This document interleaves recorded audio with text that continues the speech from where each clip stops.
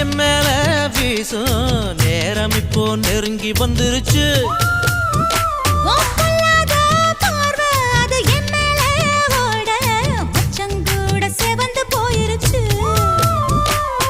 இடுப்பு மடிப்புல மனம் கசங்கி போயிருச்சு.